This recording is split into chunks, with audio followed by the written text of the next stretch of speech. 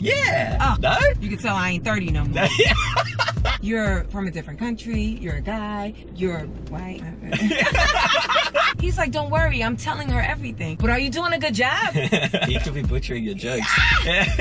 You know what I realized? What? Oh, we're on the wrong street. Oh, okay. Do you wanna, Comedy is the opposite of mathematics. Math needs to add up, but comedy doesn't need to make sense, it just needs to make you laugh. The goal is specific and obvious, but it's quite hard to do. This is why I love the world of stand-up comedy, and I admire those who pursue it as a career. My guest today is Zainab Johnson. She recently released her very first stand-up special on Amazon, and after watching it, I couldn't get past how well she crafts a story, keeps you on the edge of your seat, and still manages to make you laugh throughout. When I was in LA, I had to meet her. It don't really matter what you say. I ain't listening to you anyway. How you doing? How you doing? Nice to meet you. Nice to meet you. It's so funny. My sister has this car. Actually, does it have the Gucci stripe there? It has the Gucci stripe. Damn. Yes, it does. Okay, so I have two questions. Sure. One, I loved it. I don't know. I mean, I don't feel like I experienced that in Melbourne. Just people be yelling on the street. Nah. It's like and it's generally like homeless people. Yeah. But he doesn't look homeless. He looks like, well, he doesn't have on shoes, so he might be. Yeah, no, but he looks pretty well put He together, looks other really, than the shoes. other than no shoes, right? No, that's probably one of the first things that I noticed in New York. And here it's a lot more chill. Yeah. In New York, I felt like they were potentially going to hurt me. Yeah. Whereas here, like most of the homeless are kind of doing their thing. I gotta tell you, I watched your special today. Dude, that was fucking gold. That was so beautiful. Like, really, congratulations on what you've done. You. That was really, really fun to watch. I started my day with it. Put me in a great mood. I gotta ask the question. Okay. Swearing. Yeah. You don't swear. I do, though. Well, in your show. Oh, I was supposed to be like, motherfucker. Darren from audio production here. Excuse the mess behind me. I'm in a hotel room in Houston editing this podcast. Zainab and I are about to talk about me turning 30. When this was filmed, I had just turned 30. I'm enjoying taking the, the angry old man approach to certain things. And At 30? Yeah. Ugh. No? You can tell I ain't 30 no more. At 30, you think you're an old man? No. It's like, but I get it because I know when I was turning 30, I was like, oh my god, I'm turning 30. Like I'm old. Yeah. And let me just tell you, yes, the moment you turn 35, yeah, you like, if I could be 30 just one more time. I think it's because I'm on social media. Like that's how I earn a living. Yeah. And there are waves of like the social media thing, and I'm good. I'm fine. I'm like I'm doing my thing. I've got my little niche, but there are just like new waves. Yeah. It. And it's like I feel like so fucking old saying this. There are just like these new waves of social media that I don't get. They're intimidating, and it's a little bit scary. The little young kids. Yeah, man, like the dancing thing over COVID, when TikTok dances became a thing, I was like, how is this entertainment? Yeah. How is this a thing? I'm like, I'm not going to start doing it. But a lot of my friends in the space started dancing, and they were in their 40s even. And it's like, well, I'm so sorry. That was them. That was on them. Yeah, that was on them. That was them. You know what? I thought about that too, I'm going to be honest with you. I was like, maybe I should, create a dance to go with a joke. No, please don't. No, because sometimes, as you said, you see stuff and you're like, wait, people love this, right? Sure. And then you're like, well, what's my take on this, right? And I come to my senses quick. Like that thought lasted for 2 seconds, and then it was like, then I'm like, I don't want to make fun of I would roast myself. If I saw another comedian do this, I would, roast them. But I think, the thing about the dancing, right, is that both things succeed. If you do the dance extremely well, it's viral. If you do the dance awful, it's viral. Ah, okay. If you do a tiny bit of the dance, it's viral. Do you get what I'm saying? So you're saying you should dance. It's all outside. I'm saying that I always appreciate the people who don't follow the trend, but set the trend. Okay. Well said. It's hard to do. Well said. It's hard to do. But most people who set the trends are not trying to set the trend, but they're just doing something that is a calling for them. It's something that's so passionate, something that they can't ignore. It's something that, you know what I'm saying? Like artists. Yeah, but sure. Like, okay, so when your video started like doing so many numbers and stuff like that, right? Did you then start seeing other people like doing the same type of thing? Yeah. But this is harder to do. It's much harder to get in a car, have somebody else get in a car with you, rig it. It's so much easier to set up a camera in your living room and learn 16 seconds of choreography. No, I follow. I definitely follow it. No, I definitely follow what you're saying. I mean, this, you gotta have a valid driver's license. That's true. That's true. I don't know. The way I've been driving this trip, I don't know how much longer I'll have one. But yeah, no, I definitely, I get where you're coming from. I also appreciate your take because I think you come, I gather that you come at things from a very balanced perspective. Yeah.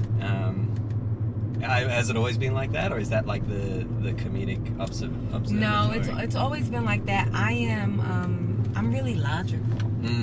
I think I have a logical brain, so much so that people would say, like, I was really good at math. I even studied math like in school and in college, and people would say, oh, that's the reason, but it's not. It's like I had that first, and that's what allowed me to excel in math. You know what I'm saying? But I remember, speaking of horoscopes, speaking of like that sort of world, I had like a person do almost like an energy reading on my body. Have you ever had one of those? Yes. Like a Reiki kind of thing. Yeah, it's kind of strange because you just laying there, right? You just gotta, they don't touch you, they don't do, you just gotta believe. You just gotta believe when they waving their hands over you that something is happening. Yes. I mean, it really is like, it's wild. You know, you really, really gotta wanna believe this thing. Yeah. But she told me, she was like, you know, you keep trying to do, started talking about chakras, right? Yep. And how there's different chakras in the body, and they all serve a specific function. And you have to let each chakra do what it's supposed to do. And she said, a big conflict in my body is I am always trying to, my brain chakra, my mind chakra is always trying to do the work of the heart. And she was like, I need to stop. Like, I need to allow the heart chakra to do what it is supposed to do. Okay. Instead of like thinking my way out of things. You have to allow yourself to feel. You have to allow yourself to. Yeah. And I don't know if I've improved since this like energy reading or Reiki, you know, whatever. It was years ago. And I don't know if I've improved, but I've not forgotten what she said. Is the basis of that allowing or giving yourself permission to be present in something rather than, because the rational mind tries to, I find the rational mind tries to think 1, 2, 4 steps ahead. Yeah. Whereas if I'm kind of going based off my gut, I kind of like this conversation. I've got like ideas of places I might want to take the conversation. Yeah. But it's much more in my best interests to just kind of sit with where the conversation goes and be present with it. So is that what this lady was saying to you? Kind of just be present more often? Possibly. Yeah. I could see that. But you want to know what's really interesting? If I'm not super good at that in my like regular life, I'm really good at it on stage. It's the thing that makes me a really good comedian, because I'm so present when I'm on stage, which is, I'm sure like you watch the special, you can tell the moments that are like, that's like, oh, that happened there, and she left that in, and that wasn't rehearsed, and that wasn't a part of it, you know. A friend of mine, she called me after the special, and she was like, my favorite part is when you acknowledge that your hair was messing up. You know. And she was like, and you did it so good. She said, there's no way that could have been written. She was like, there's no way. She said, because like the spontaneous, she said, if that was written and rehearsed, then that was like the best acting that I've ever done in my life. You know, Sure. Yeah. And I think as like an audience member or as a viewer, when you see something like that, you it just adds to your authenticity. Yeah. Because a show is scripted. A show is like kind of put together, and it's supposed to be something. But I think it makes you more likable. Yeah. Wow. You said it makes you more likable when something goes wrong, but yeah, it's like a TikTok dance that doesn't quite hit for the right reasons. But it makes everybody feel sane. Yeah. Yeah. When you are aware and address what's happening, good, bad, you know what I'm saying? When we're all like on this journey, and every moment you remind us that we are in it together, it makes people feel sane. Yeah. I'm sure you've had conversations or been in a scenario with somebody, and it's like this, right? It's like if we were driving, I mean, we are driving, but if I said, yeah, it's so interesting how the sun is shining so bright, and you would be like, wait, are you kidding? Right? And I'm like, no, you don't see the sun. It would make you either would decide like, oh, she's batshit crazy. Yeah. Right? Yeah. Or you would be like, well, she seems reasonable other than what she's saying. So maybe you start second guessing yourself, right? You start thinking to save me from being crazy, you start thinking like, maybe I'm crazy. You know? Which is it's a place that I want to say I kind of wish we all went. Yeah. Right? Yeah. Because most of the time, it's much easier to, I guess, consume some sort of content, or even just like meet somebody or see somebody and go, yeah, it's them, not me. Yeah. This has to be the comedian part of your brain, and analyzing just the reality of stuff. Because I feel like a lot of people don't think this deeply about a lot of your everyday scenarios. You were brought up in a traditional Muslim home, or is that more? Am I interpreting the special? No, you're right. I don't know what you mean by traditional. Well, it's called hijab. Oh. I wore hijab. I mean, no. It's called hijabs off. Yes, it is. But yeah, I was brought up in a Muslim home, a strict Muslim home. And yeah, I would say that it was pretty traditional in terms of Islam. Yeah. Right? Yeah. But still, yeah. And now, are you as observant? I am as observant. I would say I'm even more observant. Amazing.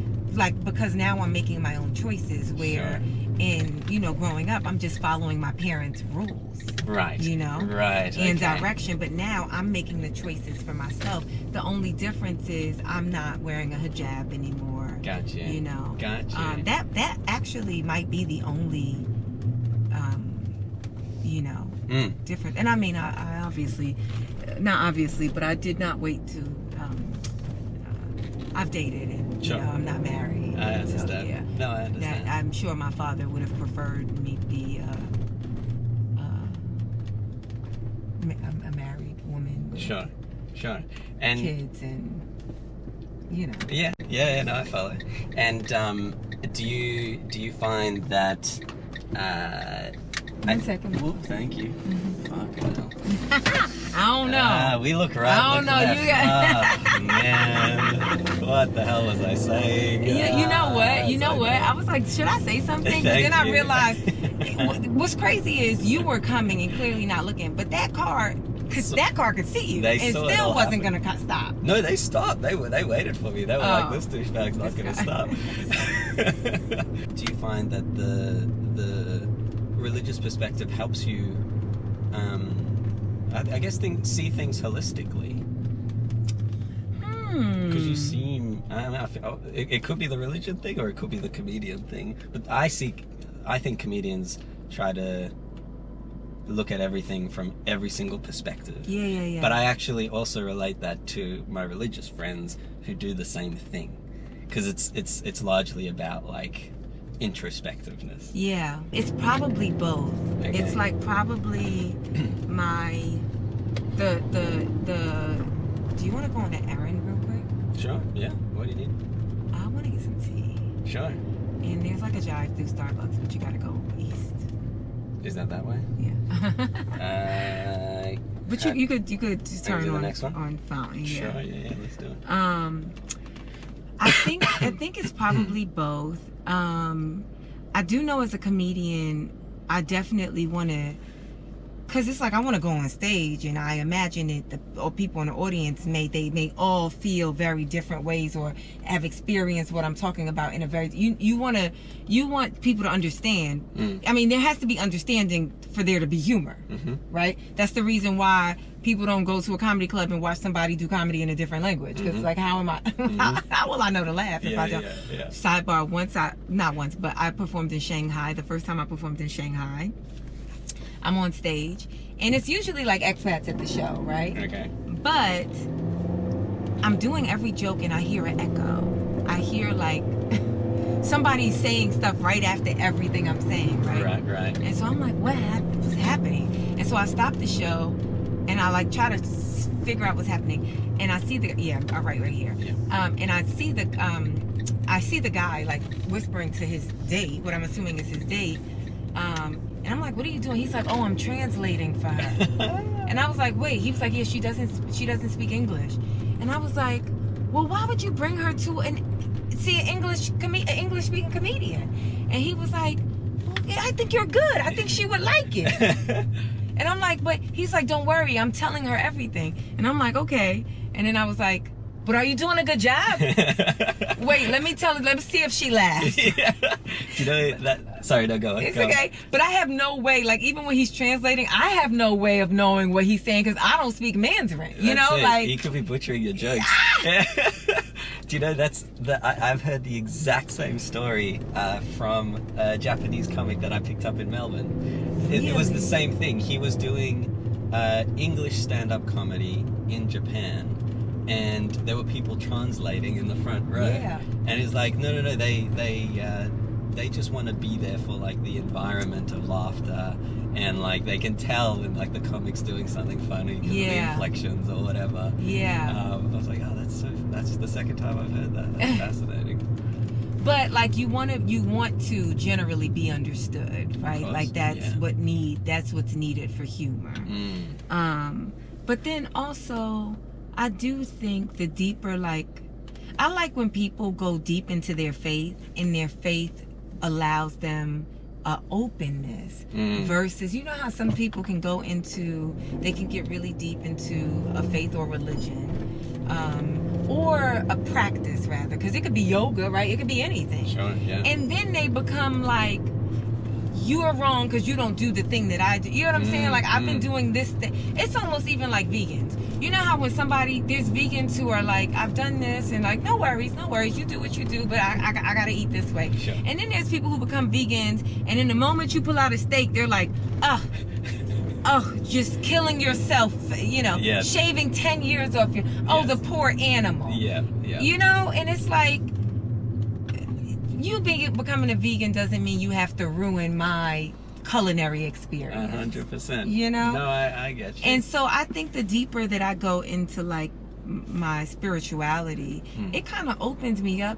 I think with spirituality, forgive me if this is going too deep. I love this. No, please keep going. I think that with spirituality, we're always seeking, am always seeking like grace. Like I know how imperfect I am. Okay. And so I'm always asking for grace, for forgiveness, for patience, for understanding. And like if I'm asking this greater thing that I believe in to create that in my world, right? An environment that is always supporting those things. Yes.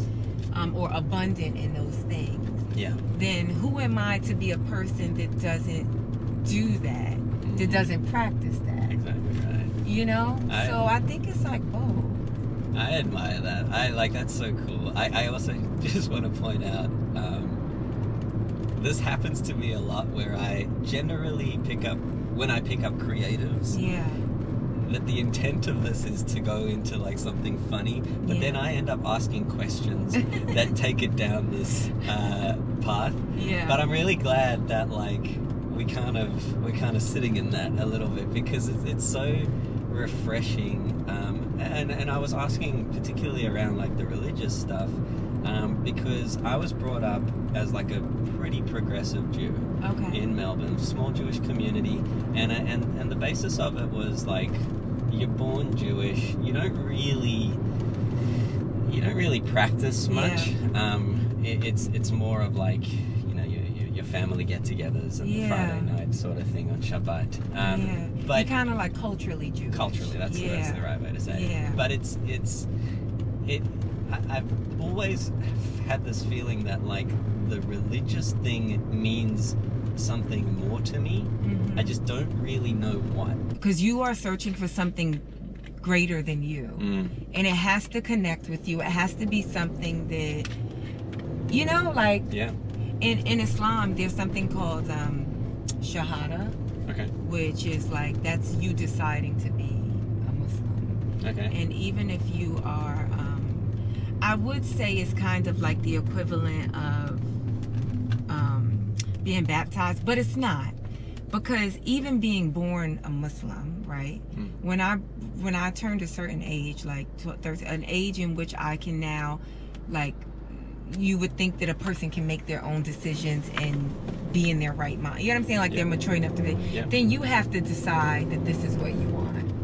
So like there's a lot of, my mom used to always tell me when I was a kid, I would say, yeah, but I'm Muslim. And she'd say, yeah, you were born Muslim, but at some point in your life, you'll have to take Shahada. You'll have to decide to be a Muslim. That's beautiful. I think that's so beautiful. And I don't think it's something often talked about. No, I don't think I've ever heard of a story where a parent says that to a kid. I feel like it's often, I mean, I even say it to people that like, I was born Jewish, but I think the next stage is, well, what do I choose to take responsibility for? And then, like, something that you're given is different to what you've taken responsibility for. Exactly. That's so cool. Your mom's a badass. You know what I realized? What? Oh, we're on the wrong street. Okay. Do you wanna truck it? I'll do it. I'll search it. Darren from Audio Production here. Something that often comes up in conversation with Americans as an Australian is our culture of tipping, or lack thereof. The tipping thing. So that is really the one thing that America takes a huge loss on. Do you order from here? Hey, can I just have a hot tea? Okay, which one would you like? Do you have mint? Mint? Yeah, we do. Tipping. That is the one thing the Americans get wrong. Why? I'm curious to. Well, because they put the responsibility of a fair wage on the consumer, and that's so unfair. I completely agree. That's just it's that simple. I used to have a shaved head for a very long time, and I have so many friends in London. I used to always visit my friends in London, and I remember I was like, I need a hair. We were going out. We were like going to a concert, and I'm like, I want a fresh cut, and I go and. She's like, oh yeah, my I'm supposed to go into an English accent. Yeah, I'm not gonna tell. She was like, yeah, I'll take you to, like a place and he'll do it. And, usually my haircut here would be like about $25, right? I would just go to the barber, it'd be about $25. And so he does this very simple haircut and he's like, oh, that's gonna be £5, right? And like £5 at the time was equivalent to like $10, right? And so I give him £10. Okay. Because in my mind, I'm like, oh, well, I normally pay like $25 in the States. If I give him £10, that's equivalent to about $20. It's like it costs £5, but I'm gonna tip him $5 because he did a good job, whatever. And it's a service. I'm tipping for it. This is the culture that I come from, right? He would not accept it. He was like, no. I mean, put up a huge fight, right? Yeah. Then the other, he just, I was like, no, this is, it's American, whatever. Right. And so I was like, just take it as like a thank you and so he's like, here's what I do. Here's what I'll do. I had just started comedy, and he said, I'm gonna give you back your change of £5. He said, and I just want you to sign it, and I'm gonna hang it. And one day when you're famous, I'll have your order. I really need to find out where I need to go back to that and see if he still has my $5 hanging up there. But isn't that so crazy? I just thought about that. The story I tell at the end of the special. Yes. I just thought about that. I wish I would have remembered. So well. Oh no. You can still do it. You could like, you know. The next special, they're gonna be like, That would have been such that a would have good. been so good, man, right? The fact that it's five pounds. I know. Oh, fuck. Oh, That's funny. Oh, man. That's funny. Get him to I know. edit it. We can edit know. YouTube videos once it's posted. Maybe they can do it on Amazon. No, Amazon? Amazon. Okay, Amazon. I thought I was gonna. No, Amazon. But then my friend, as soon as we walked out, she wasn't really paying attention to what was happening.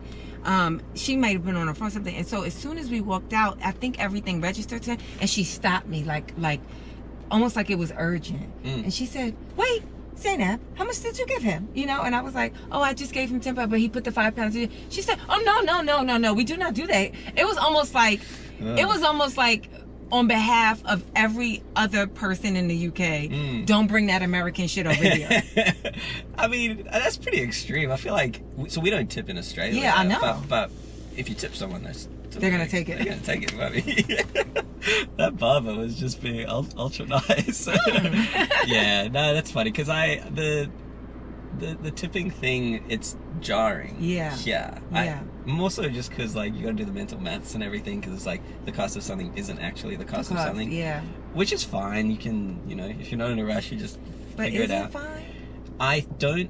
I think like what you were referring to before around people giving a certain type of service because of. I think it's the tipping because they would be earning more if they weren't relying on tipping. Yeah. The service here is different to back at home because I mean people don't get paid amazingly, but they have like the base. Yeah. The waiters or waitresses get the base rate, and nobody thinks further about it. And because of that, the service is generally good. It's actually surprising when the service is bad. Yeah. I'm learning that, like, I just accepting, that the service is generally a little bit more. Well, you know why the service is bad here, right? Because of the minimum wage thing, yeah. Well, it's not just that. Don't nobody really want to serve. Well, yeah, nobody wants. I mean, it's not the flashiest job. It's like literally people showing up every single day having to do something that they don't want to do. Sure. And some days. Still cut. Thank you. Some days they're cheerful, but some days they could get with it. But other days they just can't. Thank you. And then thank you so much. There you go. Thank you. Yeah, have a good one. You too. And then there's all these like cultural.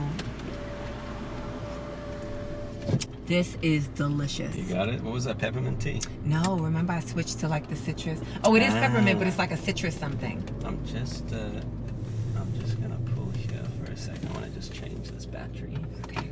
So before this, what did you do? Or should you want me to wait and ask you that? I used to work in corporate sales for about 3 years. So when I was at school, I went to the same school as my brother. Okay. And all the teachers knew me as, his name's Barry. Okay. I was Barry's brother. Okay. And then the job that I got was because my dad helped me get an interview because he had been working at the company for like 30 years. So I was Barry's brother and I was Warwick's son. So the basis of just having my own personality was very much needed. Can I go out there? I don't think so. I did 3 years at this company. I was selling premium mattresses. Okay. We sold like a $25,000 mattress. It was Really? ridiculous. Yeah. Oh, yeah. wow. So it was like really like upscale stuff. But What? I'm sorry to stop you. I really want to know the rest, but I gotta know what makes a mattress cost $25,000. Like, bullshit. That's why. It's all a load of crap. but what do you say? What do you just read the person and it's like they need to spend more to feel good about themselves? Like what? When you're selling to like that clientele, it's less about what's in the mattress and more about. I'm actually just Yeah, we're gonna make it right. Yeah. Yeah. And more about what they can tell their friends. Yeah. The story of the mattress is. Yeah. The $25,000 bed had the same, for the most part, components that gave support as the $2,500 bed. So, come on. Now, I would pay extra for a bed if it was like guaranteed or your money back. Yeah. This bed will never have bed bugs. Oh, okay. You know, Well, not that bed bugs are common in homes. I feel like it's way less common in a home than like hotels. You know, but yeah. I don't know, something like that. That seems like Something practical, yeah, right? yeah, exactly. Totally agree. I think the interesting thing that came from it was we had more customer complaints around the $2,500 bed that was pretty much the same as the $25,000 bed, and it's largely just because of like the type of customer. Yeah. The $25,000 bed Some customer. complaining assholes. No, I'm kidding. See, I curse. Yeah, hell yeah, shit, yeah. The $25,000 customer doesn't call customer care. They just buy another $25,000 bed. But I stopped you. You were saying that you were Warwick's son and Barry's brother. That's it. And no, I wanted my own personality. So I was trying a whole bunch of different stuff. I used to, you know what garage sailing is? It's kind of like... I don't. I mean, it sounds simple. Like, I know those 2 words. But it almost seems too simple. It's no, it's pretty simple. It's I call it treasure hunting as well. It's basically you go to a garage sale. People are like getting rid of their stuff. You buy it for $1, And then you sell it on the secondhand market. And I started that in like 2016, and then by early 2017, I was making more doing that than I was in my corporate job. Oh, wow. Because there was just, I didn't realize, but there's just so much opportunity on the secondhand market. And I was like, all right, cool. If I can do that, then I'll be fine. Yeah. Like by myself kind of thing. And I was you know also, how to make a way. Yeah. I mean, yeah. Yeah. And then the Uber driving thing was just for the extra cash. I was like properly hustling. I was trying to get money from wherever I could. That's what I was going to say. So you were originally really actually driving for Uber. Yeah. In Australia or in the States? In Australia. Oh, wow. This is my first time in In America. the States, okay. Yeah. And then it was, I had this passenger. We had an incredible trip. We were just laughing and talking shit. Mm-hmm. And she made a comment. She was like, I could see this kind of thing on YouTube. Like, you know, kind of like carpool karaoke sort of thing, but like an Uber version sort of.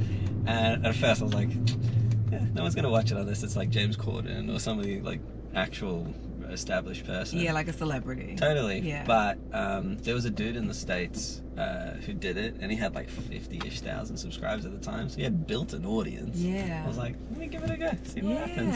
And I love that. Yeah, thank you. It's kind of, it's such a surreal thing to like think of like the then and the now, because career was such an important thing for me, but I didn't know what I wanted to do career-wise. And now it's like, all right, cool. Well, I've ticked that box of like knowing like that this feels right. Mm-hmm. And now it's more a matter of like, all right, cool. Well, you've got the niche, you've got the gut feeling of it feels right. Now, how do you make it as good as possible by your standards? Not by like, you know, as many sponsors as you can. It's more like what makes it awesome for you. Yeah. And that's why I'm leaning more into meeting comedians, because I like the way you guys think. And I like laughing. That's as far as I've gotten so far, man. I mean, that's the reason why a lot of people like to be around us. Sure. That's the reason why talk shows book us, you know, because they're like, they write their own material, they're funny, most they can be very thoughtful, you know, like they either have wild stories, or they know how to make a very simple story wild. They know how to... And the good ones, and I'm putting you in this bucket, can do it with class. No, I like genuinely. So what I want to go back to your special for a second. Okay. What I really appreciated throughout the whole special, I've watched so many specials, I love comedy, is the way that you like built the tension, and it was kind of like this breathing in, and your shoulders went up, and then there was this like a nice calm relief. It was just like such a story in the space of like an hour, with peppered with all the jokes. I was like, this is classy comedy. I really appreciate it, and I want to say a massive congratulations on what you made. Thank you so much. And you know what, this is probably, I don't know if I should point this out, because I really do love when people who I guess would say that they identify like me, you know, like they would check the same boxes as me when they say, thank you so much, you make me feel seen, right? Or it's like, oh girl, you're just like me, or I just felt like you were my friend, you know. I love those. But then I would also say, like, you would be like in every other different category than me. You know what I'm saying? Yeah. You're from a different country, you're a guy, you know, you're white.